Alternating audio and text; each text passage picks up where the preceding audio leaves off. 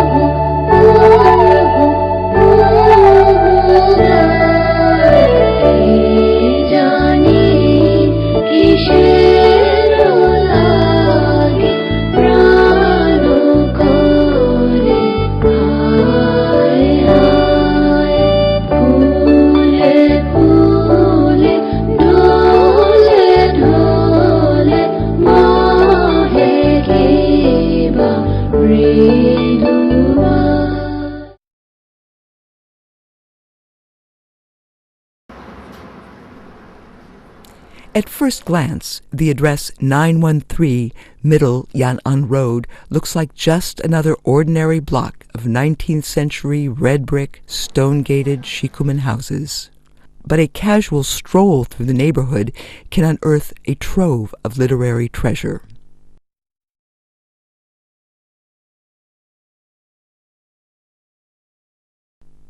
Siming Village, or what's left of it, stands in the shadow of Yan'an Road Expressway, right opposite the iconic Shanghai Exhibition Center.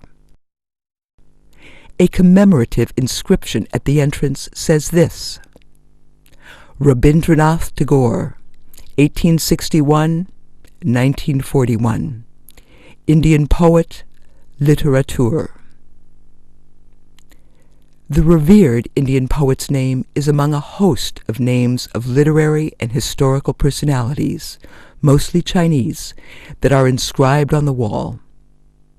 Tagore was an inspiration to many young Chinese writers.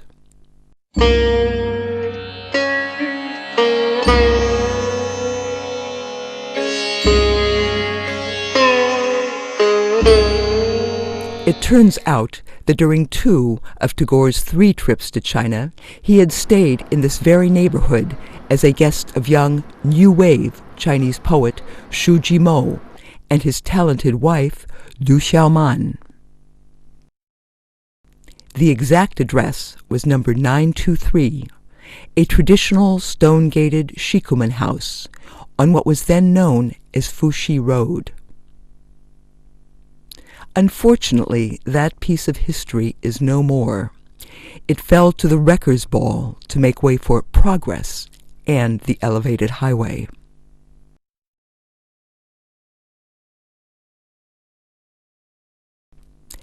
This plaque on the remaining wall is the only concrete reminder of a lifelong friendship that developed between Tagore and Xu Jimo, a Cambridge graduate and voice of New Wave poetry in 1920s China.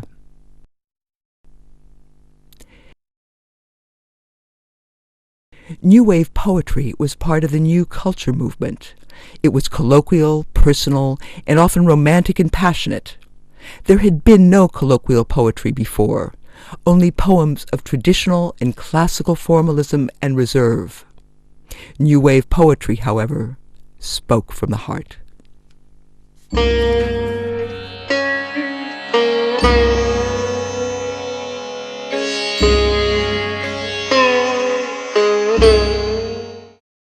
第一次见面是1924年泰戈尔到中国以后他们的见面。他们在这个之前，他们通过信，那个徐志摩读过很多泰戈尔的这个文字，也翻译过他的诗。徐志摩非常这个崇敬泰戈尔，他认为他是一个当时时代的一个非常伟大的一个作家和诗人。所以这个对这次访问徐志摩是非常期待的。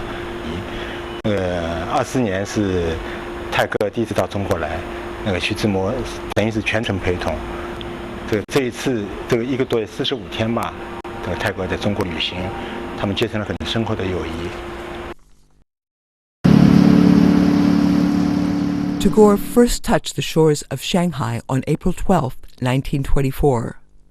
A crowd had lined up outside the Yangshupu Huishan Dock in the North Bund to welcome Asia's celebrated man of letters.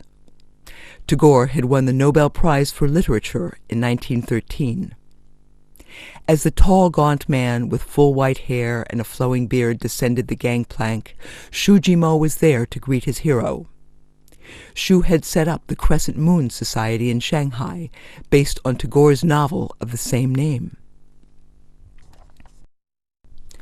On his very first trip to China in 1924, Tagore and his entourage put up in rooms numbers 23 and 24 in what was then Zhangzhou Villa, today's Shanghai JC Mandarin Hotel on West Nanjing Road.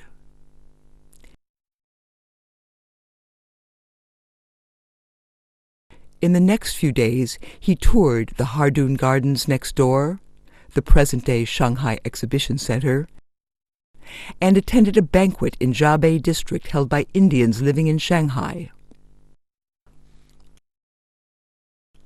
A local government official, Zhang Junli, organized a welcome reception in his honor at his residence at 17 Maoming Road. It was attended by noted artists, writers, and other prominent intellectuals. On April 18th, Tagore gave a speech on the role of Sino-India culture in an Oriental society at the Commercial Press on Baoshan Road. This man of peace also spent quality time at the Longhua Temple in Shanghai.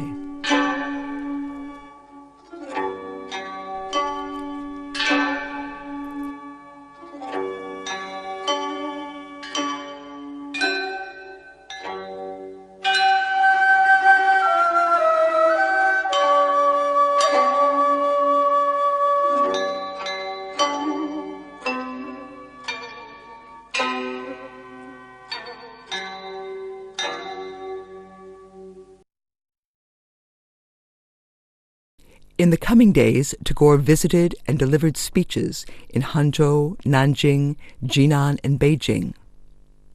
Throughout his 7-week stay in China, Xu Jimo was with him, interpreting Tagore's vision to the Chinese audience. But the trip had its share of controversy, coming as it did against the backdrop of the May 4th, 1919 movement that followed the signing of the humiliating Treaty of Versailles at the end of the First World War.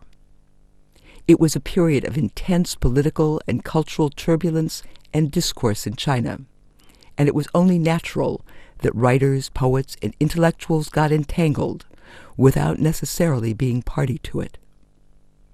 五四运动一个最简单的一个动因，也就是汉语就叫救亡图存，所以五四运动实际上也就是五四新文化运动，重点就在这个新旧是对立的。旧的一个代表就是儒家文化，就是传统文化，而新的文化就是西方文化。就关于东西方文化，当时国内啊，这个和泰戈尔后来受到批评有直接关系。就当时在中国国内，就关于东方文化还是西方文化，就是用东方文化救中国，还是西方文化救中国，当时有两种截然不同的意见。但从泰戈尔到中国24年到中国当时的一个具体背景来说，最主要的一点就是。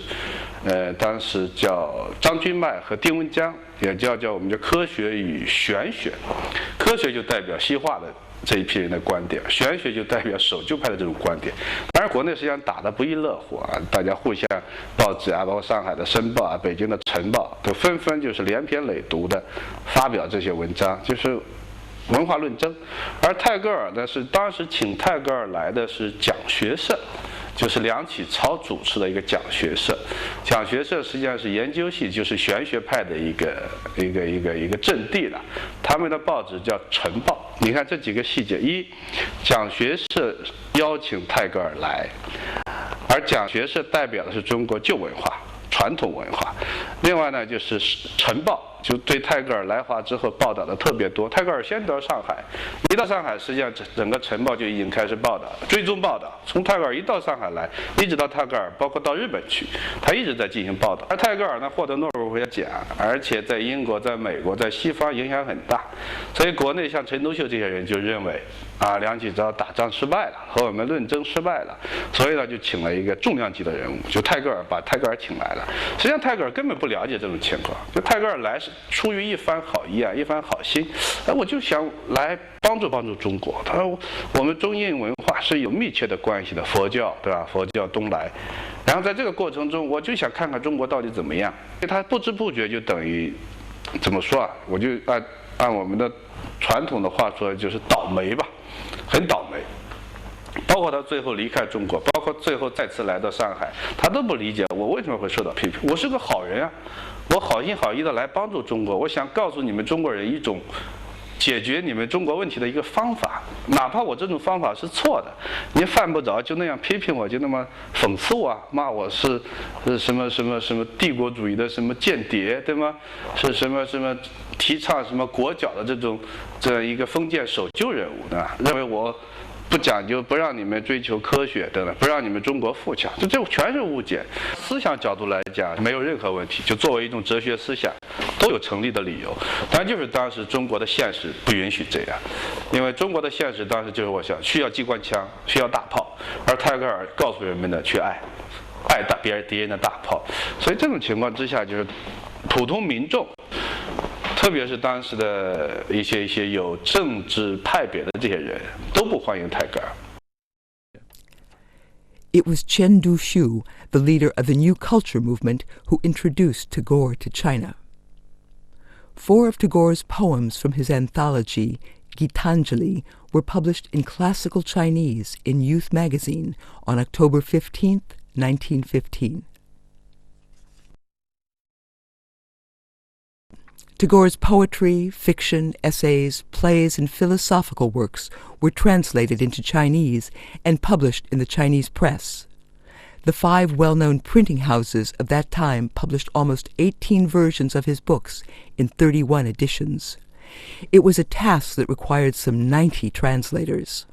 They worked at the commercial press, the Taidong Book Company, Xinmin Press, Minzi Press, and Datong Library. 这个我都因为欢喜过泰戈尔，所以就翻泰戈尔。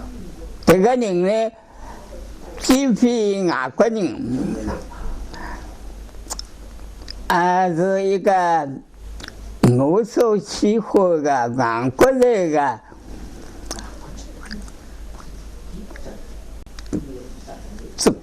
中国人。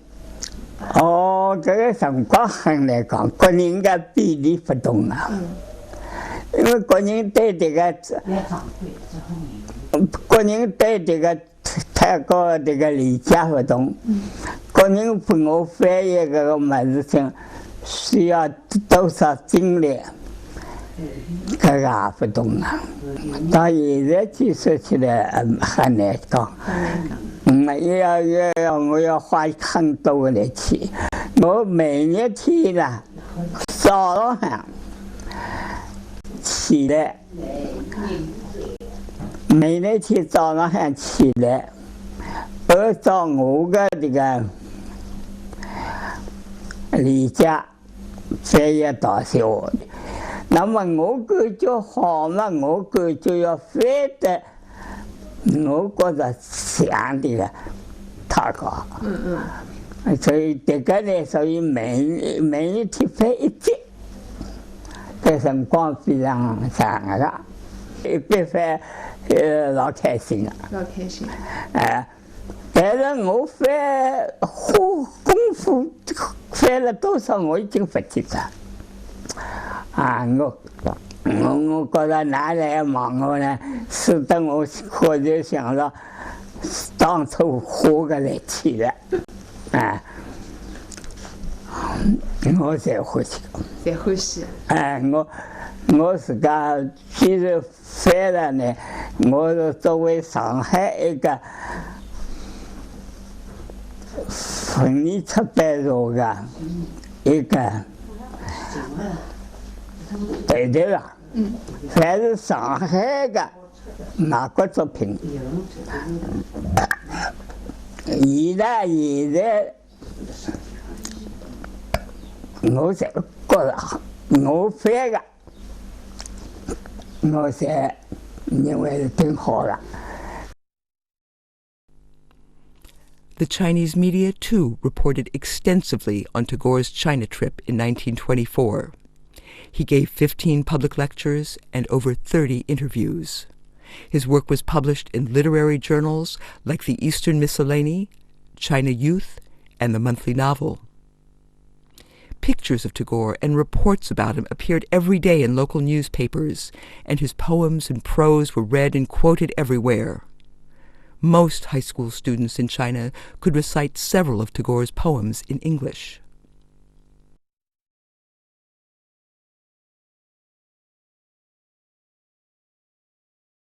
这首诗是我读泰戈尔诗选以后我的感想，然后写成一首诗，题目是你看见我的心了吗？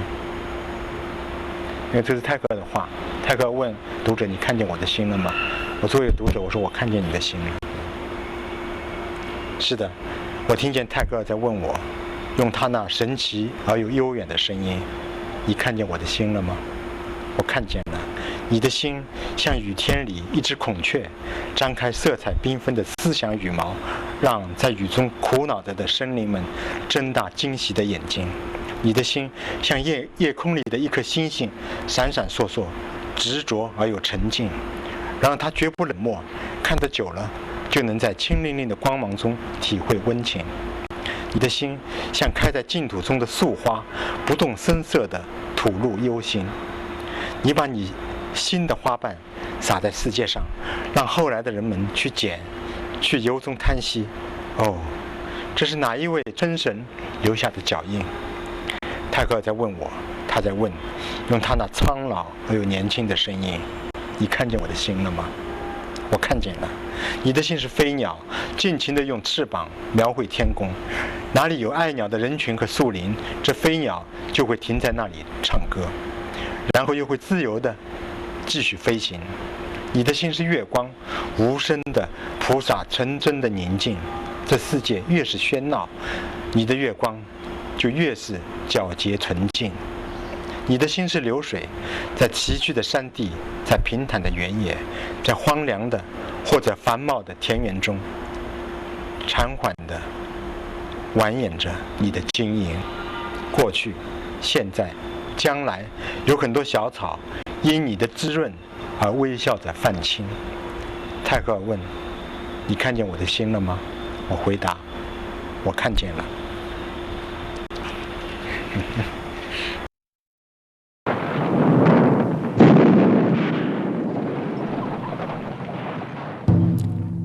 Tagore's vision of a unified Asia to challenge the colonial powers, however, suffered an enormous setback as Imperial Japan pounded the East, particularly China, where mayhem and massacre were common. Tagore lamented this.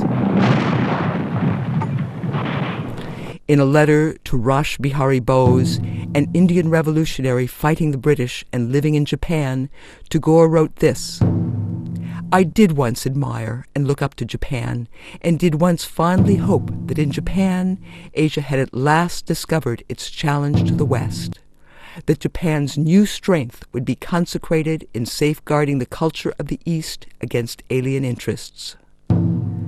But Japan, he wrote, has not taken long to betray that rising hope and repudiate all that seemed significant in her wonderful and to us symbolic awakening, and has now become itself a worse menace to the defenseless people of the East.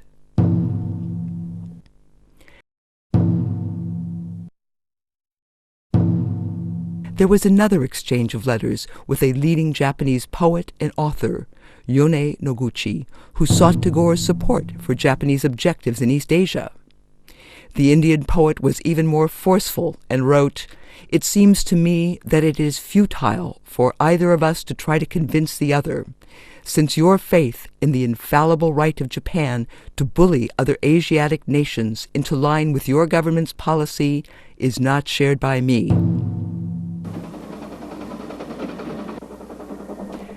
Believe me, it is sorrow and shame, not anger, that prompt me to write to you. I suffer intensely, not only because the reports of Chinese suffering batter against my heart, but because I can no longer point out with pride the example of a great Japan.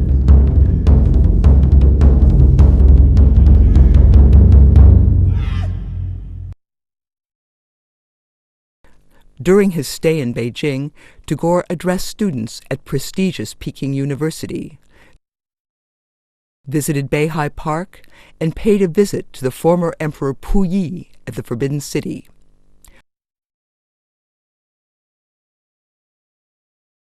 On May 8th, Tagore's 64th birthday, his admirers in Beijing feted him with a Chinese name, Zhu Zhendan, or the Thundering Dawn of India.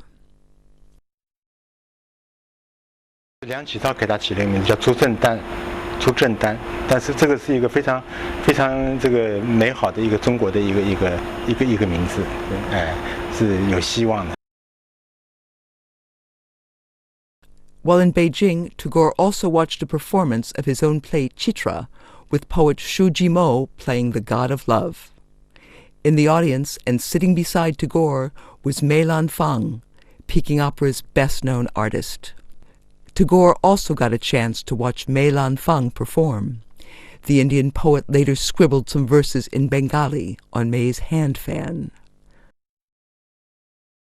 My dearest, you sing in a language that I don't know, like the veil covering your face. It's watching the thin clouds from far away and the mountain peaks in a mist hiding. Tagore's appeal among a large section of Chinese may be attributed to the optimistic spirit with which his works were imbued, and his call to safeguard and protect the spiritual civilization of the Orient in the face of Western colonialism. Tagore also won support for openly addressing women's interests and rights and promoting individuality and humanism. 我觉得啊，我最喜欢的还是那个选自《新月集》的那个玩具。我为什么喜欢这首诗呢？因为我本身就比较喜欢《新月集》，因为我觉得这么一个诗人，他把孩子的心理写得那么好，那么可爱。 而我觉得他自己就像一个孩子一样那么纯真，他就有一颗童心。但是他在写给孩子的诗里头，他又传达了很多人生的哲理。他觉得很多地方人不如孩子。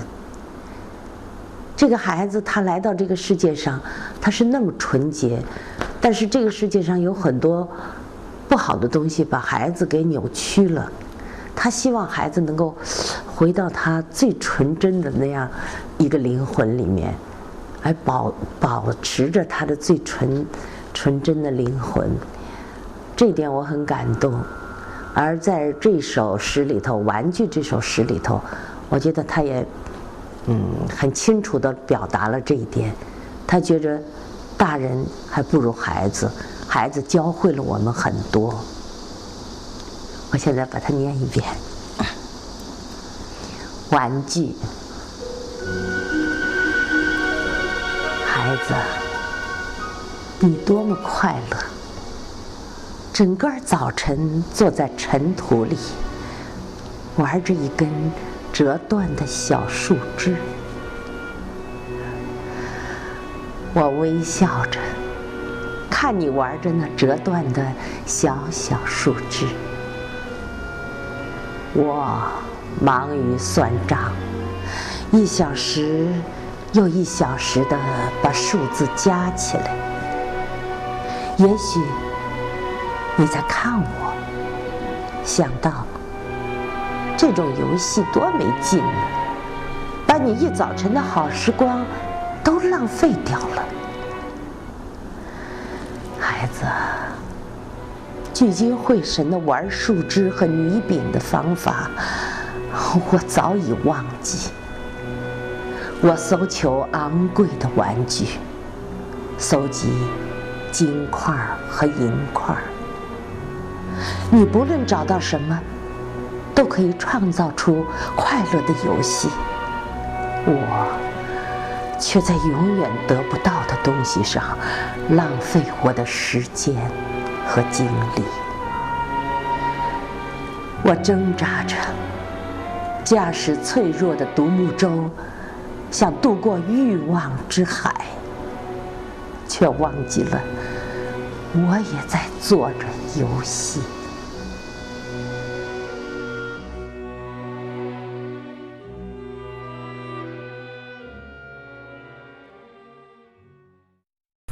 After his first official trip in 1924, Tagore made 2 more private visits to Shanghai in 1929.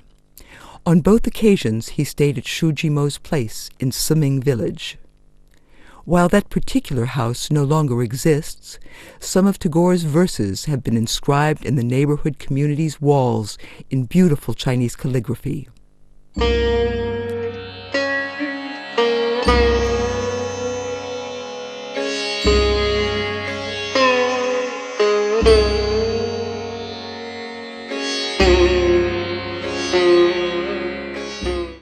...1928年，这个徐志摩访问那个欧洲的时候，他回来的时候，他专门去了印度，他说要去看泰戈尔，后来也在泰戈尔家里住过，这个就加深了他们的了解，加深了他们的情感。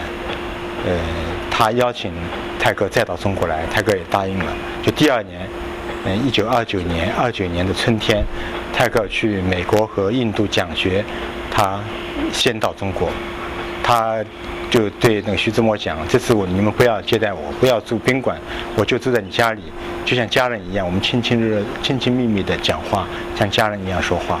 后来这次来，那个徐志摩去接他，他就把这个泰戈尔接到他家里。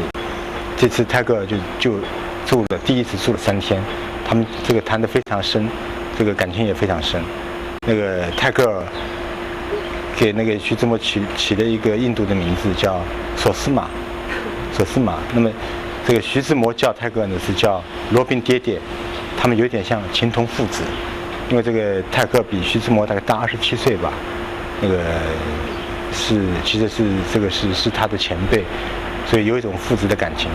这个在第2次来中国的时候，有一次泰戈尔带着徐志摩去参加一个宴会，是印度人的一个对泰戈尔的宴请。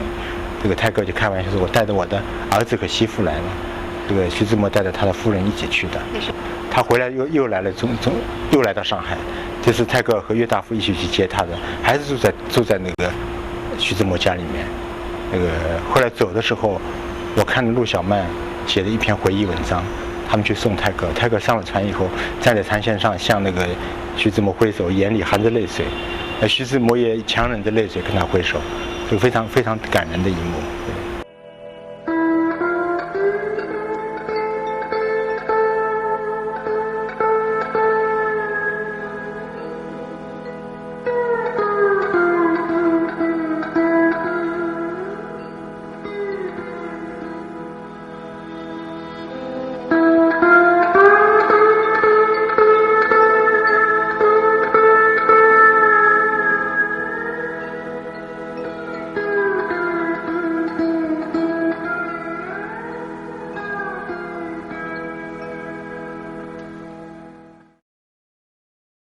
Shu and his wife Liu Xiaoman especially prepared an Indian-style bedroom for Tagore's convenience, where he stayed for 3 days.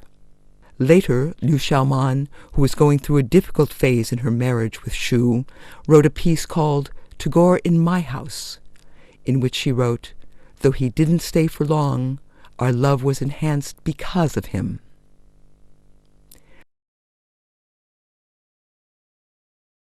Tagore signed farewell on his last trip with a poem inscribed in Shu's personal notebook. The mountain wishes that it could be a little bird to be relieved of the burden of silence.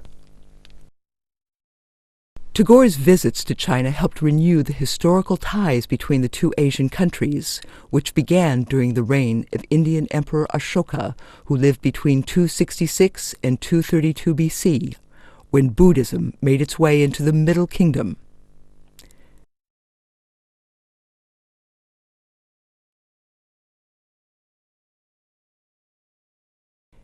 Tagore followed up his China experience by setting up the China Bhavan, or China House, outside Calcutta. He regularly invited Chinese intellectuals and artists.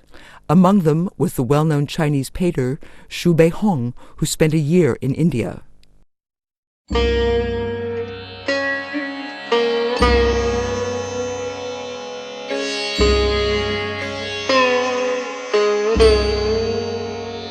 And of course, poet Xu Jimo also paid a visit.